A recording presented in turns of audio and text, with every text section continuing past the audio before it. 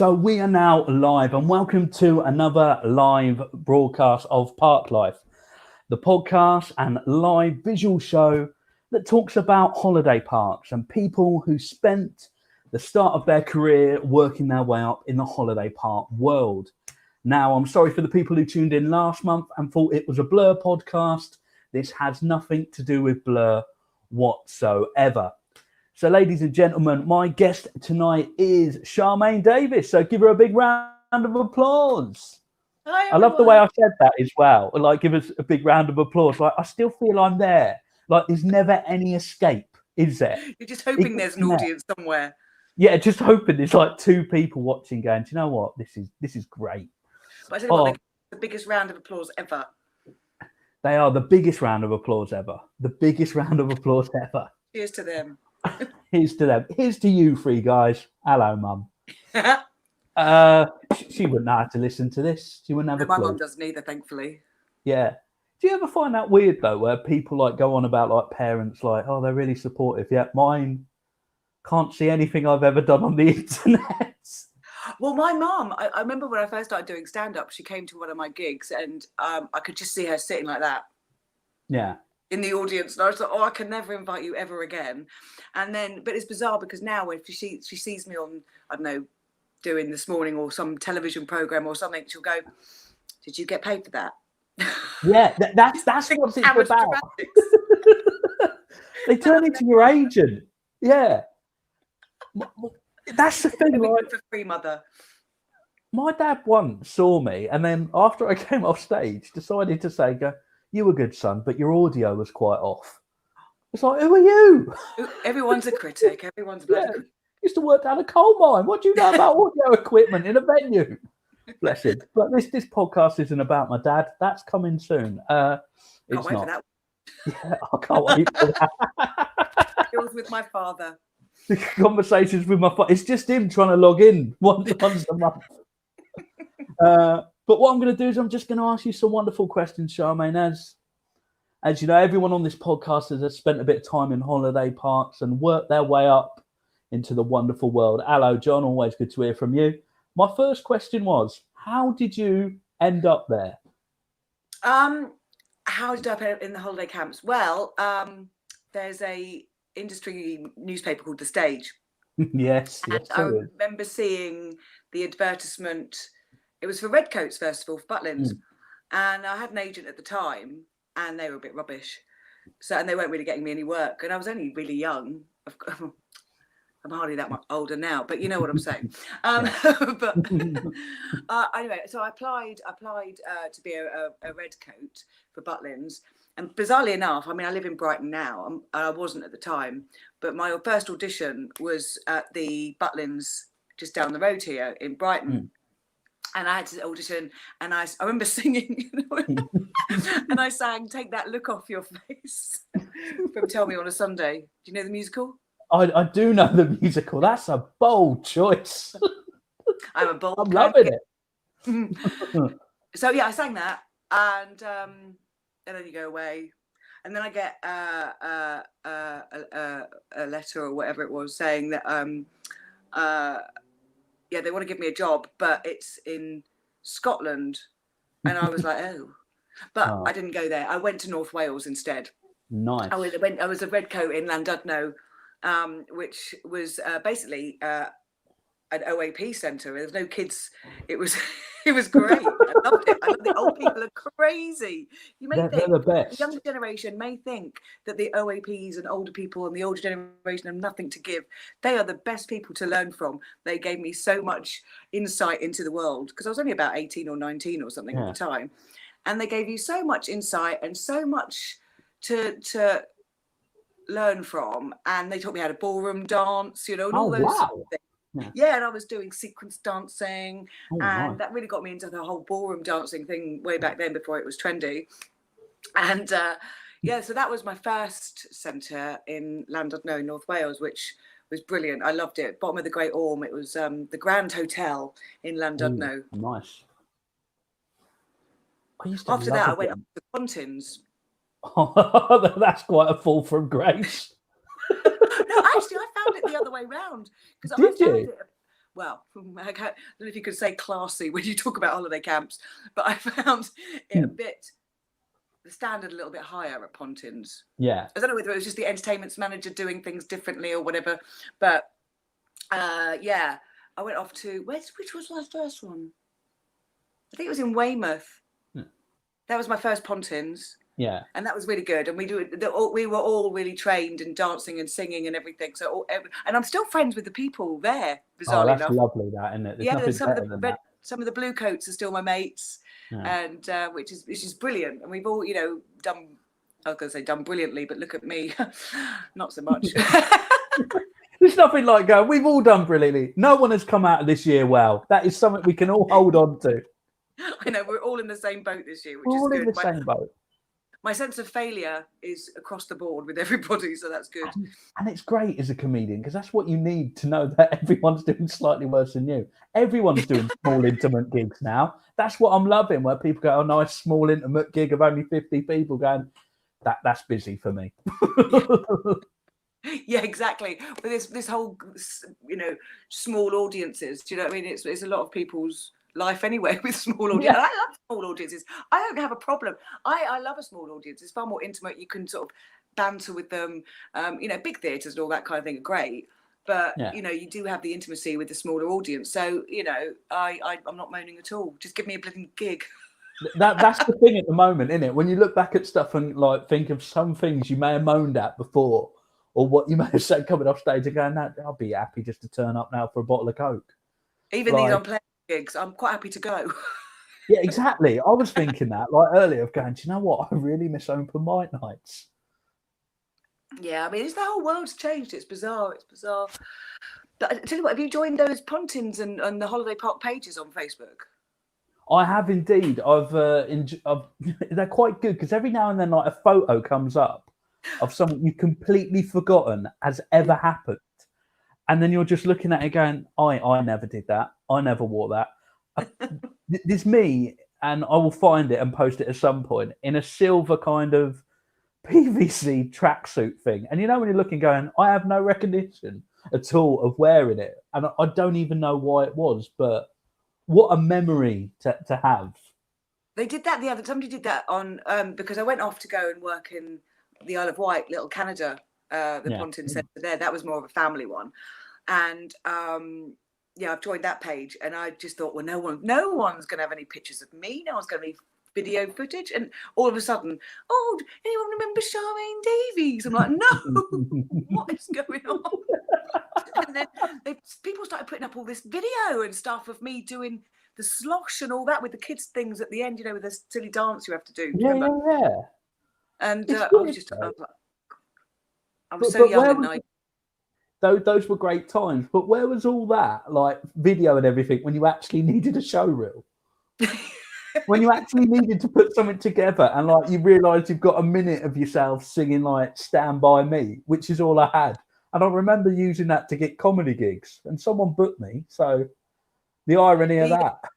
Somebody found, I couldn't believe it, all the blue coats did the Rocky Horror Show. And somebody put a clip up of us doing, in fishnet tights and, oh my God, doing the time warp. And I thought, of all the clips in the world, you had to find that one. Why is this resurfaced right now out of everything I've done? Famous, that would be the one they would show everywhere. It's good to have them there, though, isn't it? It's a nice kind of memory bank. That's the thing. Well, it helps you with your memory. Now I'm at that age where I'm forgetting everything. Yeah. And I go, oh yeah, I remember that. God, I forgot. That's the thing. Or looking back and going, why did I do that? What possessed me to do that? Which is another thing. What is your greatest memory of holiday? What is the best thing you ever did? Oh gosh, I'll tell you what I did. The best thing that happened when I was in the Isle of Wight, actually, doing Little Canadas for Pontins. I made friends with a person who worked on Isle of Wight radio. Yeah. So it was the radio station for the island, basically. I mean, it was obviously not the BBC or anything, but it was a radio station. Yeah. And they got me they said, oh, you've got a really husky voice and it'd be really good to do little jingles for us. So I remember my first time in an actual radio studio was on the Isle of Wight, and that sort of doing these little jingles for going Love at 11 with Dave Cass and Alan Webb, the best in sound and vision. So that was like, because then after that ever since I've been doing loads of radio, and I do talk radio now and all kinds of bits and pieces, and I do go on the BBC, and so that was my first taste. So that was a really good sort of stepping stone for me. That was a really good experience. Other things, I think the learning experience, just by using microphones, dealing with people on stage, having to suddenly go from the knobbly knees competition to doing the snooker tournament to then doing the late night cabaret show. So it's really good training, and I think, you know, it makes you really versatile. Yeah. I think that's the greatest thing about it. I think the thing I found as well, and I was talking to Patrick about this last month, of going like, when you go into like the comedy circuit and someone says, "Have you got a 5 minutes?" It's like it's in your head of going, no, I've got 2 hours of stuff that I probably like just pulled out of anywhere. It's just the amount of stuff you learn, like, as I say, using a microphone, how to talk to an audience, how not to talk to an audience. And you can suddenly organise a competition at the, you know, just like that, and or suddenly go, let's all dance, everybody, and just it gives you the confidence and the power of being able to use a microphone. And just, even if you're shaking inside, you know, all these people in the holiday park want to be entertained, and that's your job. That's what you're paid to do. That's it. It just makes, and there's no better feeling than that. I remember my first entertainment manager gave me the best advice, and it's still the thing I think when I go out on stage now, going, this is your house. These people have come into your living room. You're entertaining them. And like that has always stuck there, of just like, that's just the best advice of going, that's it. Because if they're here for a good time and you're here for a good time, it's going to be a good experience. You know, every now and then you get people who want to heckle and shout out stuff. That's the nature of the beast, but they're just not worth dealing with most of the time. It gives you good experience to handle with hecklers and stuff like that. Yeah. When you do go on to the comedy circuit as well. I think the best bit of advice, well, not the best bit, I think it was quite well, I don't give a shit about people that say sexist thing. I let it go over my head. But we had a choreographer that was teaching us all these dance routines at one centre, and I always remember him saying before we'd go on stage to do a show, don't forget eyes, teeth and tits. Yeah. So,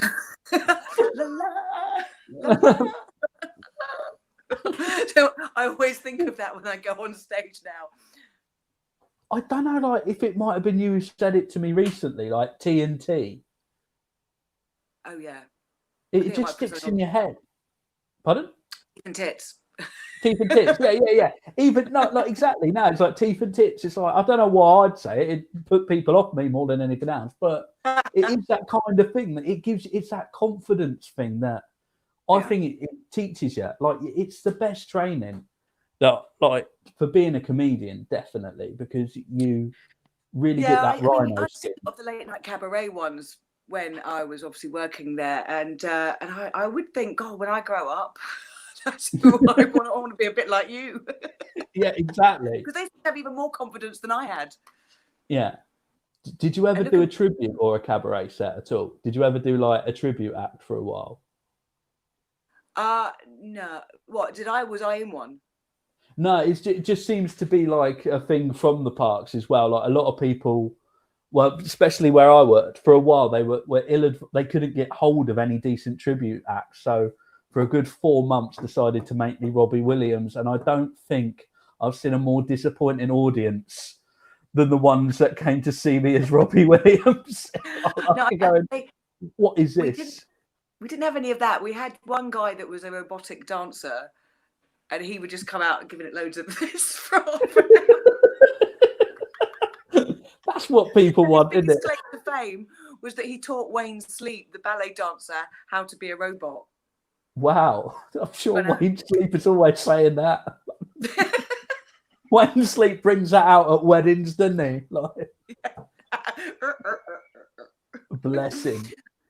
Oh, the other thing we've been talking about is the accommodation. Oh. Obviously, they go from like amazing to the worst place I've ever lived in my life. But what was your accommodation? What accommodations have you had, and what have they been like? Well, let me think. The one at Butlins in Llandudno was all right. I had to share with another girl, but there was like a divide wall, so we did have our own bit of space. And then the best accommodation, I think, was when I was in Weymouth, and that was at the Riviera. I had my own room, and it was really nice bathroom and everything. Nice. But Little Canada, that was like living in a squat. There had trees coming through the bathroom window and everything. It was hideous. It was just hideous. That was my closest experience living in a squat. It was just a squat. That's all I can describe it as. It was disgusting. I think it's been demolished now, that building. Oh, I remember working for it was John Fowler's in Combe Martin, and I remember getting there and saying, "Well, you're lucky. You're staying in the entertainment accommodation complex." And that sounds like, the entertainment accommodation complex. That sounds beautiful. They basically tiled up the old shower block and like gutted it, just put a bed and an oven in there. So it was like full of damp. It had no natural light. Like the window was about that big with no lighting. And lived there for about 4 months. Yeah, it felt like it for about 4 months. I mean, it was a great park, but I will always remember that of just being, I'm living in a shower. I can't. Yeah, I think I blocked out a lot of the. I don't remember much about sleeping at Little Canada, or I think I blocked it out. It was such a traumatic experience about going to sleep in such a dump, just with holes in the carpets and, like I say, trees coming through the freaking window. It was just horrendous. Just the idea of a tree just coming straight through as well. Brilliant. It was filthy as well. I mean, nobody had any idea of how to clean because we were too busy entertaining. Do you know? This is it. And the last thing you're going to do on your day off is bleach or clean anything. I know how that feels now. Exactly. You've just done 20 hours. I'm not going to clean anything. I'll tell you the worst one I ever had. Bognor Regis, my ceiling was subsiding. And Andy, if you're still watching this, he'll vouch for me. And it started to fall down. So I complained about it. And they said, we'll get a guy out tomorrow to fix your ceiling. I woke up the next morning. He was stood at the end of my bed, plastering in it. He'd let himself in and just fix the ceiling. I remember like, you're right, fella. Yeah, I've come to fix your ceiling. They were like, get out. What a disaster. Like, I'm asleep, clearly. Just don't plaster whilst I'm asleep over my bed.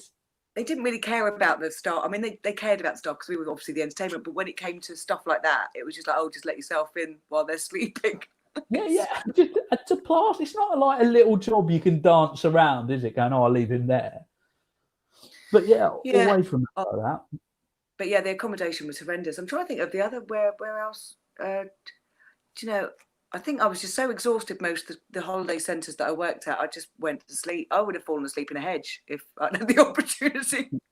I think that was one of the accommodations I did stay at one point. Just straight into the hedge at the end of the night. It was probably better than some of them. That's under the entertainment purposely built accommodation.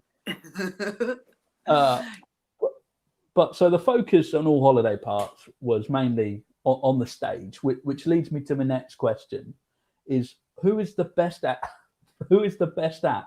you have ever seen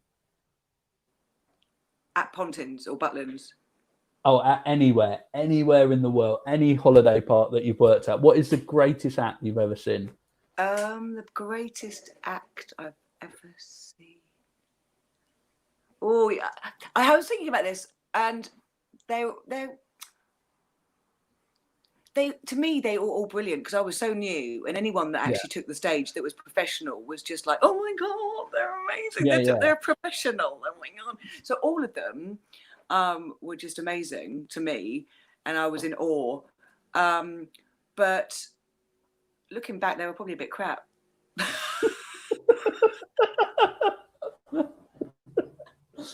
It's weird when you think about it. I go, now look, that was the greatest thing I ever saw.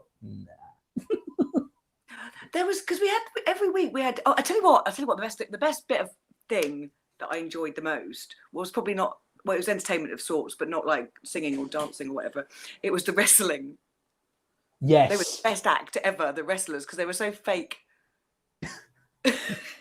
And they'd get me in the ring with a towel. I went seconds to the ring, and I'd ding, ding, ding, and then I'd come out up onto the ring with a towel, and then I'd be pretending we're not, patting them down. It was all part of the show.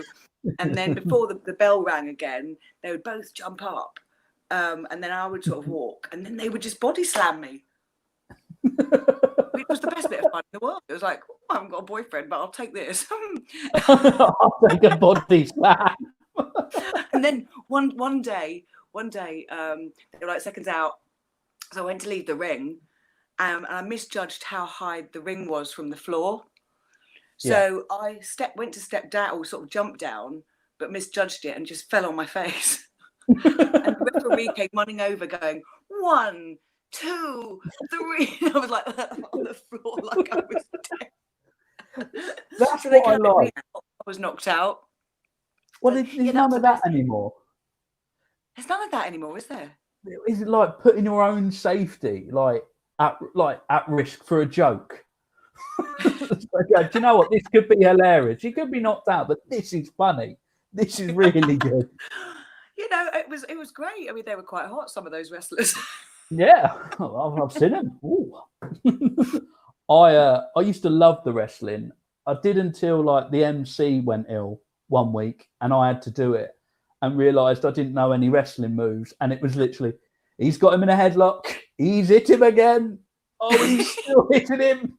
Yep, he's jumped on the side of the bar, and people just got really annoyed because obviously, like, I didn't know, like, people love wrestling. It's a lifestyle for some people. But yeah, that was probably one of my worst moments on a stage ever, or a ring in that detail. That was. I just remembered that. That was great. And the one day, the whole of which one was it? It was the Riviera, I think, in Weymouth, got taken over by a whole group of psychics and spiritualists, and they, all us bluecoats there, were petrified that they could read our minds. Obviously, sometimes you're talking bad. What would you be thinking that was that bad? Well, sometimes you do get punters that go to these holiday centres that are just arses, aren't they? Yeah, but you have to be nice. You have to be nice. It's all in the presentation. So you could be thinking you're an absolute twat, but you're smiling, going, eh. So we're going, all right, because they're going to think that we're just evil. So I'm thinking, nice thoughts, think nice thoughts, think nice thoughts. And then one of them's going, one of them, I had a bit of a cold, I remember. And one of the shows we were doing was Oliver, and I was playing Nancy in Oliver. We did the show, and I was thinking, I can never sing, I can't sing. And then this woman's like, I can do some hands-on healing. And I'm like, all right then. Her and her mate just put their hands around my head like this, going. And then after about 5 minutes, they went, do you feel better? I went, oh, there's somebody at my front door. Well, okay. That's all right. I'll still hold the line. So this is Parklife. Someone has just come to Shut Main's front door, and she is using those skills from holiday parks to greet that person and be nice and up. There we go. So, there we are. Advert breaks over. I'm just thing is, I've got 80. You've got what? Stairs to get to my flat. They've got a long time to get before they get to the top. Oh, happy days. All right then. So yeah, we've got about 5 minutes before they get. I've got no lift in my building. There's 85 stairs, and people hate coming round to my house. But just today, someone's decided to come round. But I'm in the middle of my room. Yeah, it is rude. People coming and visiting you in these times. Probably Billy Flint coming to sue me. Yeah, it's probably the amount of holiday parks that are going to come after us. Yeah. I'm a little bit scared, to be honest, especially with me having the show. I've had to reword quite a lot. Well and truly. But yeah, as we were saying, like it's those moments where you learn and you get that feel for it. I remember seeing Mick Miller from the side of the stage and thinking, this man is my hero. Like, I don't think I've seen a comedian ever since that is that good. Do you know, I worked with him a couple of years ago, and he was really nervous. It was quite a bit of a posh dude. Oh, hang on, back in 1 second. Hang on. Yeah, no worries. 1 second. So,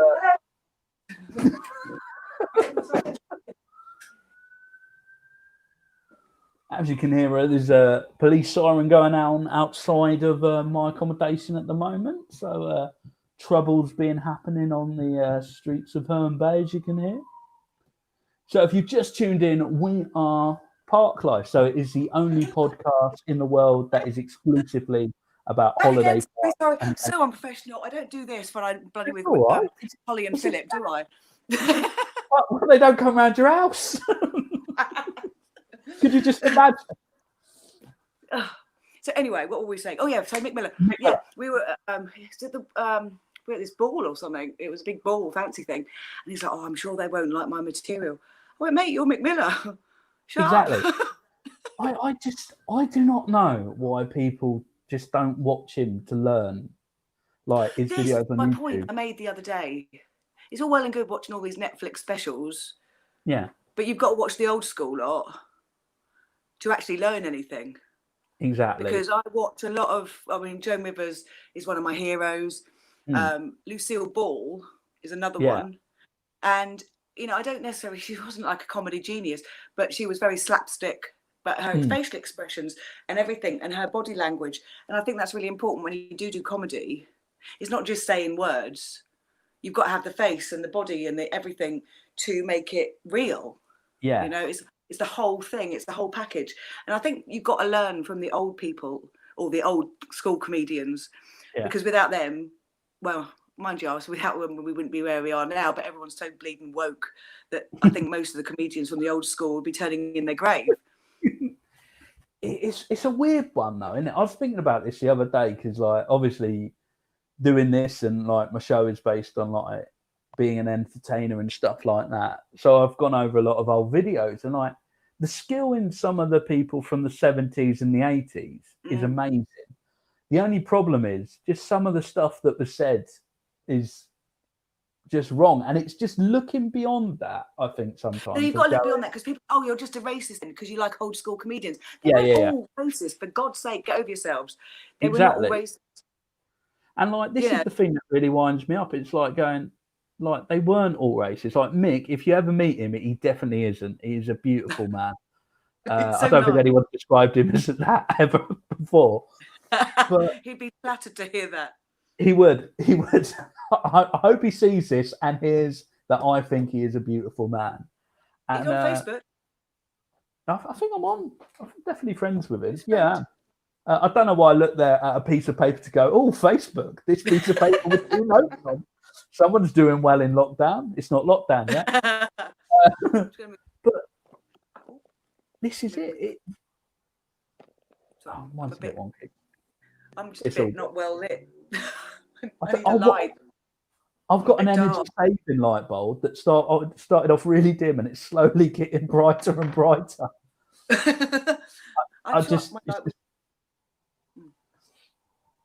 But it's weird though, isn't it? It's like when you go on stage now, people seem to be telling you what to think and what to feel and how to react. It's like deep down, I know I'm not racist. I know I'm not a hurtful person. So none of that will come on stage with me. And it's going like, it shouldn't be a thing that I have to kind of think on how to react to that. It's odd. I just don't like where it's going. I don't know where it's going because everyone thinks they can tell. They think they've all died and become God and they can tell you how to behave and what to say. Obviously, don't be an arse. That's it. That's it.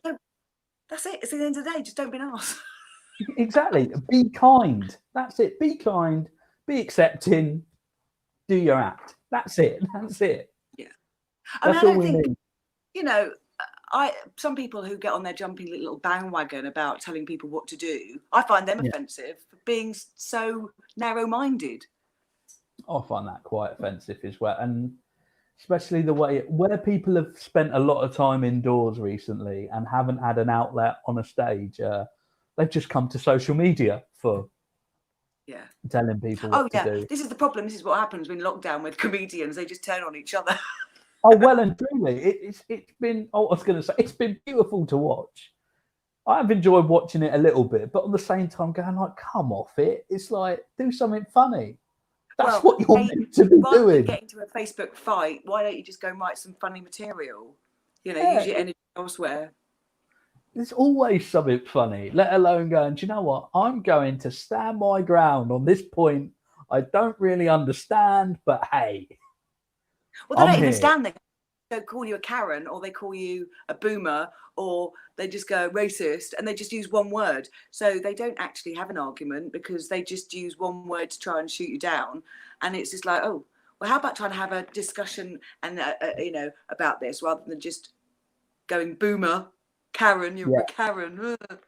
It's just like, did you go to school? Did these people actually go to school? Did you go try and tell me how to live my life? Use more than one word. Exactly. Don't use an emoji. Definitely don't use an emoji. Someone just emerging. like up from the flames. Don't use one of those. No, exactly. It just winds me up. And that's the thing as well. I think coming from this background, because you're part of a team, and it always was the way that 99% someone's got your back. Yeah. You look after each other, you build each other up. So when you're doing your shows, it's like, oh, that was great. And also criticism, like you get some of the best criticism in your life because you know you're with people who understand what you're doing. It's constructive criticism rather than just another act going, you're shit. Well, thank you I for that. don't like that. Thank you for that. It's like I'm aware of this, but don't need to be told. Like there we go. I've had guests say I had one guest saying my cabaret ruined their holiday. Wow, they're easily offended then, aren't they? I was going like, and I remember one guest saying this is the worst thing he had ever seen on a stage ever. And you know, when I was just thinking, going, either you've not seen much, or you really hate what I did. That's extreme. It's like, and you know, when you think back and go, do you know what? How have you got to that? I would have just turned around and said, well, you're the worst guest we've ever had here, actually. And you've ruined my experience with the blue coat. Sadly, you weren't, though. That was the problem. I was going, it don't even work with you, fella. Yeah, no, everyone's a critic now, aren't they? They are. They're all critics. That's the problem. And I'm trying to think of, bringing it back on my book of questions, like a young Richard Herring here. No one would ever know how seamless I am. Did you ever do any costume characters?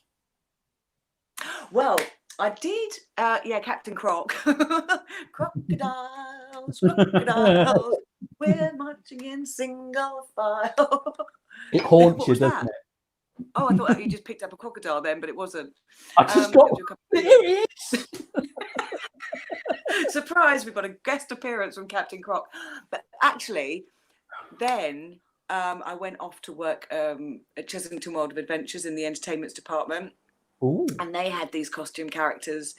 And because I was I'm still alive. I'm like, I hope so, Charmaine, or this is weird. Those mediums have come back. I had to see Mr. Ming the panda, which was one of the costume characters in Chessington World of Adventures. And it was this little panda, this Chinese panda with a little panda hat, and a little jacket. And it was a big panda head and a panda body. And it was massive, but you know how uncomfortable they are. But the shoes that you had to wear were like that. They weren't actually flat, so they sort of rocked to make you look like a little panda when you walked along. And I was walking along. You had a minder with you to make sure you didn't get beaten up. And then one day, I think I'd been on the little train that went round Chessington World of Adventures, and I was waving at all the little kiddies as we went by. And then I went and got off the train, and there was a loose brick on the platform. And so my little wobbly shoes just went, and I just went flying, right? And my head fell off. And this child just saw Mr. Ming's head fly off. And she was like, Mr. Ming's not real. And she had a complete breakdown because she suddenly... Bless her. So there's a traumatized child, well, probably an adult now out there, that, got really upset their day. It's stuff like that though, where you know full well they look back and go, "Oh, God." That gets stuck in the mind. The idea of Panda's head just falling off. Yeah, it was a sad day for that child, but I'm sure she got over it with a lot of therapy. Well, that's it. And like, do you know what? If you got through this year, everything's fine. Do you know what we thought? The 2016 was bad. Hello, Exactly. We didn't know what was coming. I don't even know what celebrities have gone this year, to be honest. Because everyone's gone, haven't they? I think we're the only people left alive. You and me. It's just it. So it would. And what did we choose to do? Discuss memories from holiday parks for a podcast. And how we traumatise the guests. While the rest of the world is burning. There's Armageddon going on. That's it. This is the real Armageddon. I'm keeping hold of my memories.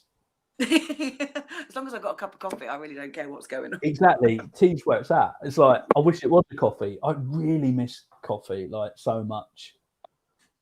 Can you not drink? I know decaffeinated coffee shouldn't exist and it's bad because it's got no caffeine in it, but have you tried that? I haven't, but do you know what? I got so ill. So basically, anyone who's just tuned in, what I did for a season was I drank a lot of coffee, but I decided to put Pro Plus in it to kind of keep me more awake. But don't do that because you'll get an allergic reaction and it will send you into hospital and make you go blind in one eye and think that you've had a stroke.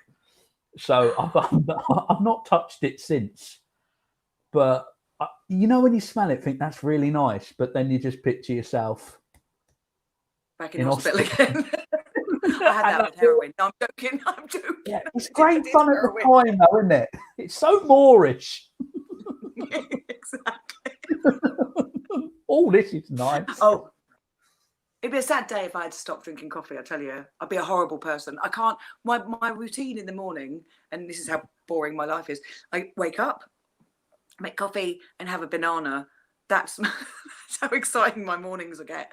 But if I had to drink tea, I certainly wouldn't be the nice person that people think I am. Mind you, a lot of people don't think I'm nice, but I don't care. That's the spirit. That's that customer service that's installed. A lot of people hate me. Sodom. Yeah. Or maybe smiling. And this is what I love about wearing masks, though, now. I know a lot of people are saying, oh, masks, they don't do anything. Yeah, but my eyes may be smiling, but underneath, I'm cursing you. This is it. And it is great, though, isn't it? Because you don't have to do that whole kind of... I haven't missed that. I haven't missed having to walk around on a day-to-day basis and just be like, hey, you're right, yeah. I can't do that. I look like Gromit from Wallace and Gromit now when I smile like that. Hey, you're right, you're having a great time? Oh, you've got a problem? Don't tell me. Please don't tell me. We've all got a problem. It's called 2020 right now. 2020.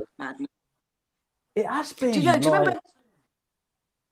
I'll carry on. I was going to say, do you remember the drink 2020? I do remember the drink 2020. The irony of that as well. Because you would get absolutely off your tits on 2020. Exactly. Do you reckon that's what happened? This is just an after effect of the drink 2020. This is the apocalypse that has happened. Yeah. Was it called Mad Dog 2020? Yeah, it was Mad Dog 2020. It was that or Hooch, but 2020 was the one that had a bit of a kick to it. I liked it as well. It tasted a bit nicer and it was a bit of a rebel. You're drinking that as, oh, look at me. Looking like an alcoholic. Oh, I never did White Lightning, though. I did it once and was like... You weren't that in the gutter. Yeah, well, nothing ever got to the point of going, no, that actually tastes like I can see into the future. Get rid of that. I'm sure you can still get that. Oh, I hope you can't. I hope no one accidentally stumbles onto that. You could replace it with coffee, couldn't you? You could just drink it instead of coffee. Oh, that'd be great, though. I think that'd be fine. Just start the day with a White Lightning. What harm has that brought onto the world ever? Just have it in like a coffee cup. I think I've had a few boyfriends that I think started the day with White Lightning, but yeah, we won't. Were they alert? There we go. That's it. Yeah. There was a look then of going, no. Yeah, we will. Yeah, with some things that are left in the past and forgotten. That they are indeed White Lightning and them. I'll tell Oh, you who, one of my friends, because a lot of people who did the holiday centres, have become famous and well known and whatever. yeah. And I remember, do you know Dave Benson Phillips? I know Dave Benson Phillips. He's one of the greatest human beings on this earth. Yeah, he started at Little Canada in the Isle of Wight. Yeah, really. And yeah. I don't know what hit puberty became, then. and then I went, like I say, work at Chesington World of Adventures, and he was there working in the entertainment department. So we became great friends. We've been like bestie mates for however many years now. So one minute there was a postcard at Little Canada that you could buy of Dave Benson Phillips being tied to a totem pole and kids just chucking sponges at him or something. I remember sending it to him going, this is possibly the most racist thing I've ever seen. It's weird when you look back at something like that and just the idea of Dave's face going. He would have loved it though. I don't think I've met anyone more happy and excitable than Dave Benson Phillips to this day. I love him. He's such a good friend. We were actually we were talking the other day because he's likes my drawings that I do with my seagulls and my little Colin Crab drawings. So he's trying to he said he was going to try and do some like cartoons or whatever, something. So I'll have to if you reminded me, I have to get in touch with him again going, what are you doing? Exactly. What are you doing, Dave? But right, so as we're near the end, I'm going to ask a nice question. I think we've pulled around the holiday parks a bit, but it's all in good taste because we had great memories. Lovely times. What did you take away? Some of the best times of my life and the worst. What did you take away? What have you taken away now in what you do from the holiday parks to influence you? I think I've got organised. My organisational skills are pretty good. I think I like to be organised. I mean, you have to be organised. I think when especially when you're organising. I don't know. I like you. Not knowing how to do the wrestling thing. I had no idea when it came to do snooker tournaments or the darts tournaments. Or I don't know how to score it. But you learn how to blag. That's exactly. The best thing that I took away. I can blag my way out of anything. That's a great skill, though, isn't it? Like that's got me to where I am, blagging. Yeah. Blag, but you can talk the talk even though you've no idea what you're talking. As long as you've got a little bit of knowledge about something, you can blag the rest. Well, I always think that should be it. Like, as long as you can blag something that you know you can do. I mean, don't blag being a pilot, like, or a brain surgeon or anything. I mean, like, just basic stuff. that type of blagging, like, not. I reckon I could do a bit of brain surgery. Yeah, well. I think I could do on some of the dumbass people that are out there, that's for sure. Give it a go. There we go. Any volunteers? We'll be right there with our little scalpel. That's it, ready. Yeah, it can't be that hard. So yeah, organisational skills, I think. And then I had to, when I went off to be, because I was an air hostess as well for a bit. So they sort of took the organisational skills there sort of a step further. And dealing with the public. And learning how to read people really quickly, I think, is a good thing. You know whether they're going to be hostile towards you, and you can read body language a lot quicker, or if they're thinking you're brilliant and they're sort of like more open with their gestures and things.